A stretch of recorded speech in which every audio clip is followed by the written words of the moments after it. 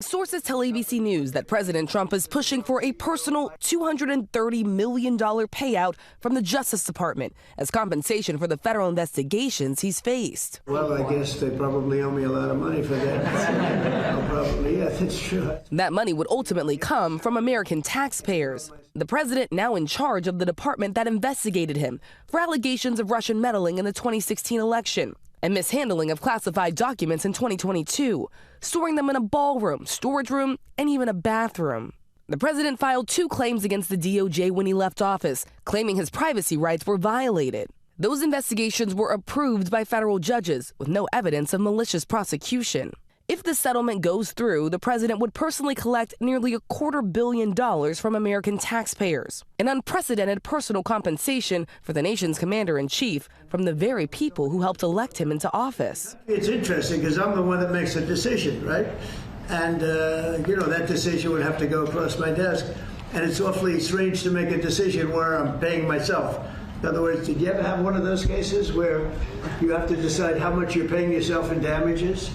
But I was damaged very greatly, and any money that I would get, I would give to charity. The Justice Department officials who would likely sign off on the payment were once President Trump's own personal lawyers, Attorney General Pam Bondi and her deputy Todd Blanche. All of it raising new ethics concerns. One ethics professor telling the New York Times the ethical conflict is just so basic and fundamental, you don't need a law professor to explain it. And Democrats calling the president's demand illegal. It is definitively illegal. You can't simply transfer $230 million of taxpayer funds because Donald Trump has directed his sycophants within his administration to do just that. Okay, so here's what nobody's talking about right now. President Trump just filed a massive lawsuit against the Justice Department for $230 million. Yeah, you heard that right, $230 million. And he wants American taxpayers to foot the bill because, get this, he says he was treated unfairly during the Russia probe and that whole Mar-a-Lago search back in 2022. Now, if that doesn't sound wild enough for you, his own lawyers are abandoning ship. Like they're literally walking away from the case. And this has sparked absolute chaos inside MAGA world. We're talking senior Trump loyalists completely losing it, accusing these attorneys of betraying the president right when he needs them most. So let me ask you something. When was the last time you heard about a sitting president suing the federal government, demanding that you and I pay him hundreds of millions of dollars because he claims he was prosecuted unfairly? Yeah, exactly. This doesn't happen. But here we are in 2025, and it's happening right now. But before we go any further, real quick, let's be honest. You can't really trust mainstream media anymore. That's why we built Pump Politics, to bring you real stories, real context, and no corporate spin. If you want to stay ahead of the headlines, join our free newsletter. We'll send the news straight to your inbox every day. Just click the link in the description to join. And if you just want to support what we're doing, join us. Be part of the community that actually cares about the truth. All right, let's get back to the video. And honestly, the timing couldn't be worse for Trump. He's already under massive scrutiny for what critics are calling his revenge tour against anyone who ever crossed him. You've got Democrats screaming about constitutional violations. You've got his own legal team quietly disappearing. And you've got MAGA leaders furious because they think the lawyers are caving to media pressure. This is one of those stories that sounds almost too bizarre to be real. But trust me, it's very real. And it's about to get a whole lot messier. So what exactly is going on here? Well, on October 23rd, CBS News dropped a bombshell report.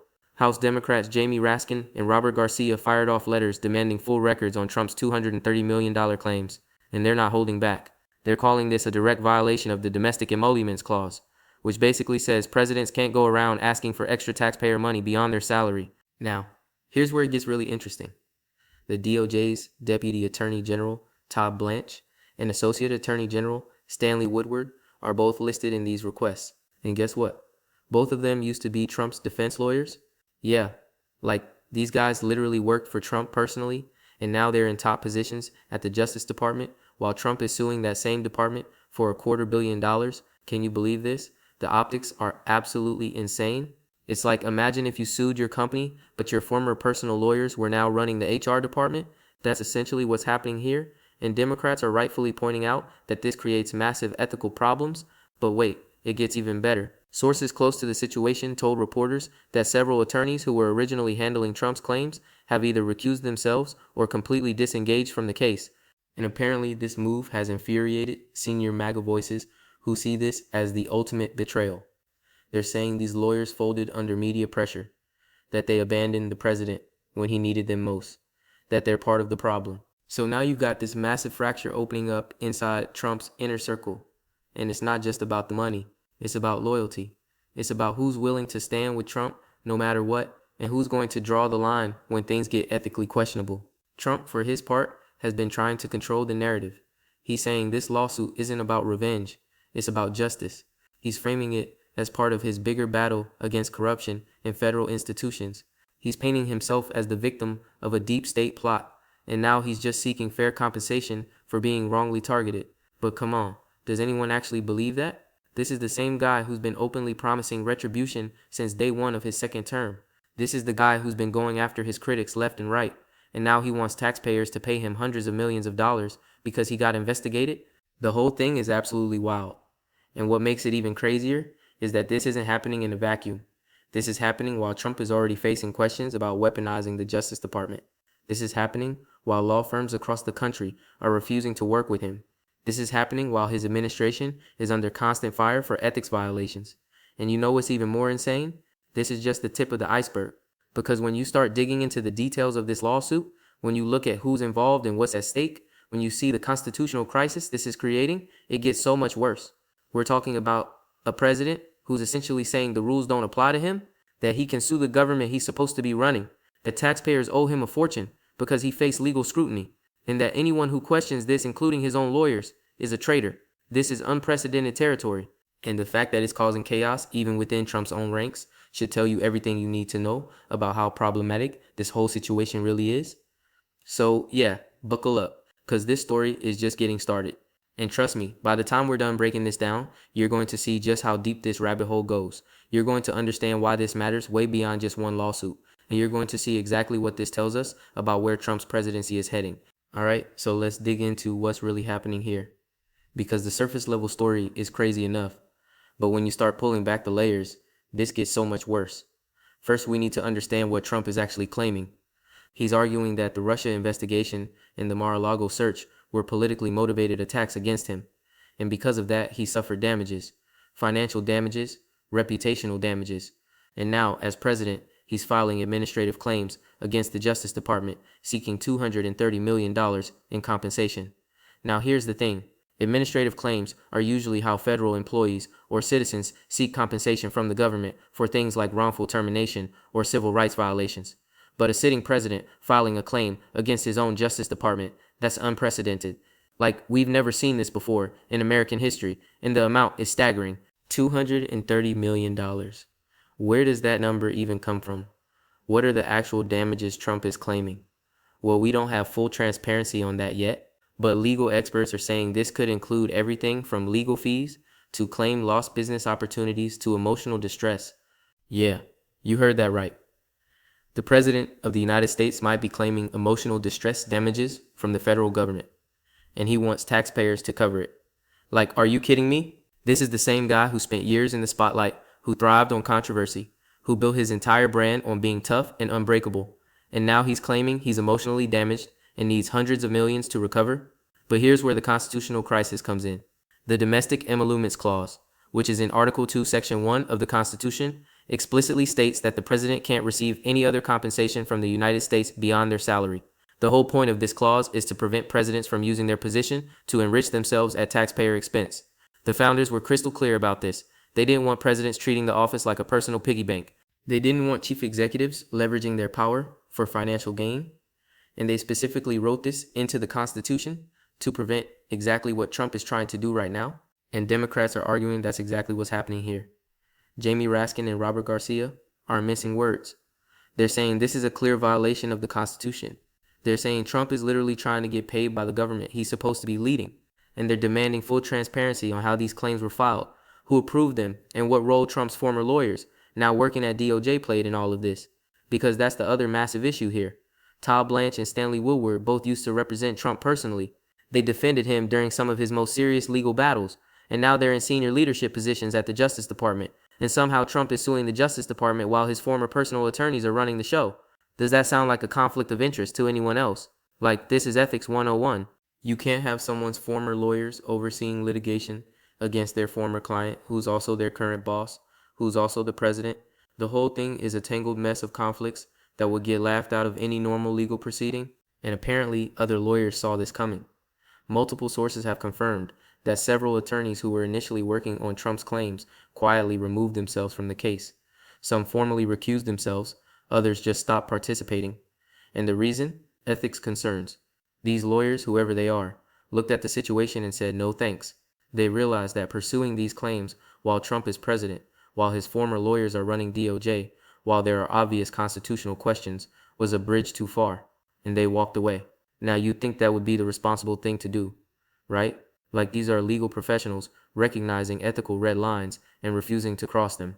They're following the rules of professional conduct. They're protecting their licenses and their reputations.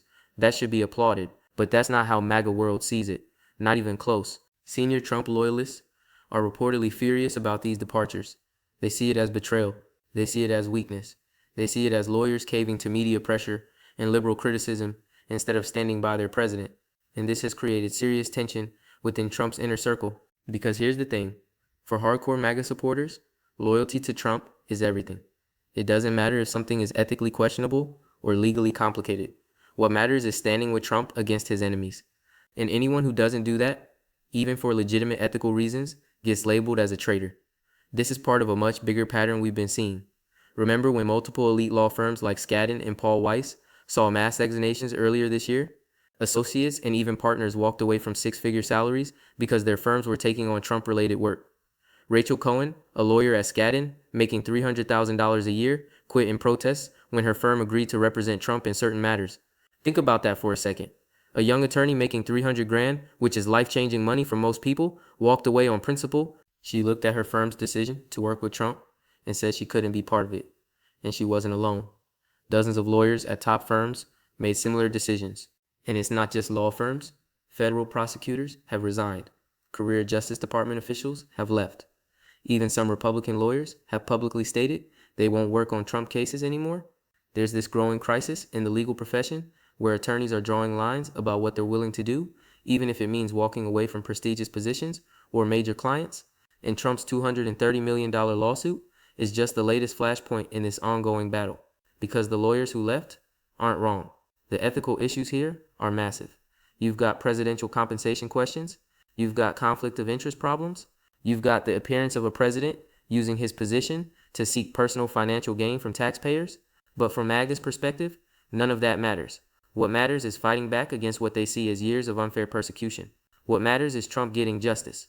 And any lawyer who won't help with that, regardless of the reasons, is part of the problem. So now you've got this situation where Trump needs lawyers willing to push these claims forward, but qualified attorneys keep backing away. And the more lawyers who leave, the more it looks like even legal professionals think this is inappropriate, which undermines Trump's argument that these claims are legitimate and justified. It's like, if your case is so solid, why can't you keep lawyers on it? If this is really about justice and not revenge, why are ethical attorneys running for the hills? These are questions that Trump's critics are asking, and they're questions that MAGA world really doesn't want to answer. Meanwhile, the actual substance of Trump's claims remains murky. He says the Russia investigation was politically motivated, but that investigation was started by his own Justice Department. Rod Rosenstein, a Trump appointee, appointed Robert Mueller. The investigation led to multiple convictions and hundreds of pages documenting Russian interference and contacts with the Trump team. Was it perfect? No. Were there problems with some aspects of the investigation? Sure. The FBI's use of the Steele dossier raised questions. Some of the FISA warrant applications had issues. Carter Page's surveillance was controversial. But was it a completely baseless witch hunt that entitles Trump to hundreds of millions in taxpayer dollars? That's a much harder case to make. In the Mar-a-Lago search, that was authorized by a federal judge based on probable cause that classified documents were being improperly stored. The FBI recovered boxes and boxes of sensitive materials. Some of those documents were classified at the highest levels. Trump's own employees testified about how documents were moved and hidden. Again, you can argue about whether the search was necessary or if it could have been handled differently, but claiming it was some kind of unprecedented persecution that requires massive financial compensation, that's a stretch. Presidents don't get to keep classified documents after leaving office, and when they refuse to return them, searches happen. That's how the law works. But here's what this is really about. It's about Trump's larger narrative. He's been telling his supporters since 2016 that he's the victim of a deep state conspiracy, that career bureaucrats and intelligence officials and law enforcement are all out to get him, that everything bad that happens to him is politically motivated. And this lawsuit fits perfectly into that story. It's not just about the money, though $230 million is certainly nice. It's about validating that entire narrative. It's about saying, see, I was right all along, and now even the government admits it by paying me. Except the government isn't admitting anything. These are just claims. And the fact that Trump's own lawyers keep abandoning the case suggests that maybe, just maybe, these claims aren't as solid as he wants everyone to believe. Okay, so let's break down why this matters and where this is all heading. Because this story isn't just about money or lawsuits. It's about something much bigger. It's about the future of the presidency and what we're willing to accept from our leaders. First, the constitutional issues here are enormous. If Trump succeeds in getting taxpayer money as compensation for prosecutions that happened during and after his first term, that sets a dangerous precedent. It means any future president who gets investigated could turn around and sue for damages. It means the presidency becomes a path to personal enrichment beyond just the salary and benefits. Think about what that world looks like. Every president who faces congressional investigations, criminal probes, special counsels could claim they were wronged and demand compensation. Barack Obama could have sued over Benghazi investigations. George W. Bush could have sued over CIA interrogation probes. Bill Clinton could have sued over impeachment proceedings. The founders put the emoluments clause in the Constitution for a reason. They were terrified of presidents using their power for personal financial gain. They wanted to make sure the presidency was about public service, not personal profit. And Trump's lawsuit directly challenges that principle. Democrats are right to be raising alarms about this, because if Trump can claim $230 million from taxpayers, what stops the next president from claiming even more? What stops every politician who ever faced investigation from demanding compensation? It opens the floodgates to a level of corruption and self-dealing that the Constitution was specifically designed to prevent. Second, the ethics situation with Trump's former lawyers, now at DOJ, is a ticking time bomb. Todd Blanche and Stanley Woodward have extensive history representing Trump personally. They know his legal strategies. They know his vulnerabilities. They know the intimate details of his cases. And now they're in positions where they could influence how the Justice Department responds to Trump's claims against that same department. Even if they recuse themselves from this specific matter, which they absolutely should, the appearance of impropriety is massive. It looks like Trump installed his own lawyers in key DOJ positions to help him navigate exactly these kinds of situations. And whether that's true or not, the optics are terrible. This is part of why career attorneys and ethics experts have been sounding alarms since the beginning of Trump's second term. When you appoint personal loyalists to key positions in agencies you might have conflicts with, you create impossible situations. And this lawsuit is a perfect example of that. You can't have an independent Justice Department when the top officials used to work for the president personally. You can't have fair legal processes when there are obvious conflicts everywhere. And you can't expect the American people to trust the system when it looks this rigged. Third, the lawyer exodus tells us something important. When multiple attorneys look at a case and decide they can't ethically participate, that's a red flag. These aren't liberal activists or Trump haters. These are legal professionals who presumably started out willing to work on Trump-related matters. But when they saw the specifics of these claims, when they saw the conflicts involved, when they saw the constitutional questions, they said no. That should tell you something about the merits of Trump's lawsuit. If the case was strong, if the legal and ethical issues were manageable, attorneys wouldn't be fleeing. The fact that they are suggests serious problems with the entire premise. And the MAGA fury over these departures just proves how disconnected Trump's hardcore base is from legal and ethical norms. They genuinely see lawyers following ethics rules as betrayal. They see attorneys exercising professional judgment as weakness. They want fighters who'll do anything for Trump regardless of the consequences. That's not how the legal system is supposed to work. And the more Trump pushes this us versus them mentality, the more he alienates the professional class he actually needs to win these battles. You can't wage legal war without lawyers. And if you keep branding every attorney who follows ethics rules as a traitor, eventually you run out of qualified people willing to help you. Fourth, this lawsuit is happening in the context of Trump's broader retribution agenda. He's been openly going after critics and perceived enemies since taking office. He's weaponized federal agencies against political opponents. He's pushed for investigations and prosecutions of people who crossed him. He's made it clear that loyalty matters more than anything else. And now he's seeking a massive financial payout from taxpayers for being investigated himself. The hypocrisy is stunning. Trump can use the power of the presidency to go after others. But when investigations came for him, suddenly that's persecution worthy of hundreds of millions in damages. Come on, you can't have it both ways. Either investigations of politicians are legitimate parts of our system, or they're not. Trump wants to use them as weapons against his enemies while claiming victim status when they're used to scrutinize him. That's not how this works. That's not how any of this is supposed to work. Fifth, the political ramifications here are significant. Trump is already deeply unpopular with anyone outside his base. His approval ratings have been underwater for months. And stunts like this, suing for taxpayer money while claiming to be a victim, only make things worse with moderates and independents. MAGA world might love this. They might see it as Trump fighting back. They might view this as their guy finally getting what he deserves after years of being targeted. But normal voters, the people who aren't glued to Trump rallies and Truth Social, see a wealthy president trying to extract hundreds of millions of dollars from taxpayers because he's mad about being investigated. That's not a good look heading into 2026 midterms. Democrats are already planning to make this a central issue. They're going to run ads showing Trump demanding taxpayer money. They're going to talk about constitutional violations and ethics disasters.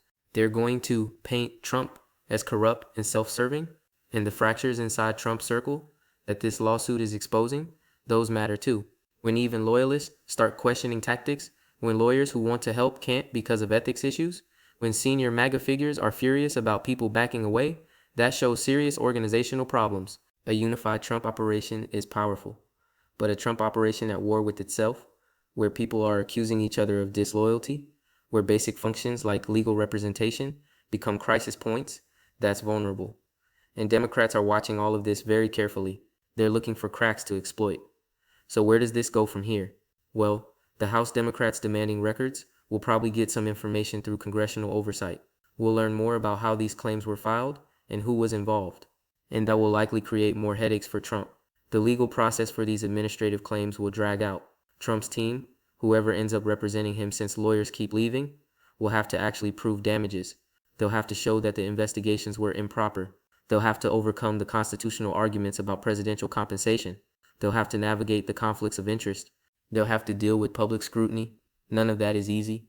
And with ethical lawyers backing away and political scrutiny intensifying, Trump's chances of actually getting this money seem pretty slim. The constitutional arguments alone are probably enough to sink this. Add in the conflict issues and the ethical problems, and this looks dead on arrival. But here's the thing. Trump might not actually care about winning. This could all be about the narrative. It's about being able to tell his supporters that he's fighting back, that he's demanding justice, that he's making the deep state pay. Whether he actually gets the money almost doesn't matter. The performance is the point. And in that sense, Trump's already accomplished his goal. He's got people talking. He's got his base fired up. He's reinforced his victim narrative. He's created another chapter in his ongoing war with institutions. Mission accomplished. The problem is everything else that comes with it. The constitutional crisis, the ethics disasters, the lawyer exodus, the political damage. Trump might see all of that as acceptable collateral, but it's going to have consequences, real consequences that extend far beyond this one lawsuit. And as this drags on, as more details come out, as more lawyers refuse to participate, those consequences are only going to grow. This isn't going away. This is going to be a running storyline for months. Congressional hearings, legal filings, media coverage, all of it keeping this disaster in the headlines. So yeah, Trump's $230 million lawsuit just blew up in his face. His lawyers are bailing. MAGA world is furious. Democrats are screaming about the Constitution. And we're all stuck watching this train wreck unfold in real time. The scary part is, this is just one controversy among dozens. Trump faces questions about his retribution agenda, his attacks on the press, his treatment of political opponents, his use of federal agencies for personal vendettas, and every single one of these issues creates more problems for his presidency. At some point, even his most loyal supporters have to start asking questions. At some point, the constant chaos and ethical disasters have to wear people down. At some point, defending the indefensible becomes exhausting. Maybe this lawsuit is that breaking point for some people. Maybe watching Trump demand hundreds of millions in taxpayer money while his own lawyers flee, while constitutional scholars raise alarms, is the moment when people finally say enough. Or maybe not. Maybe MAGA loyalty is so strong that nothing matters. Maybe Trump really could shoot someone on Fifth Avenue and not lose support. Either way, this story is far from over. Stay tuned, because this is only going to get messier from here. And trust me, when the next chapter drops, you're going to want to be paying attention.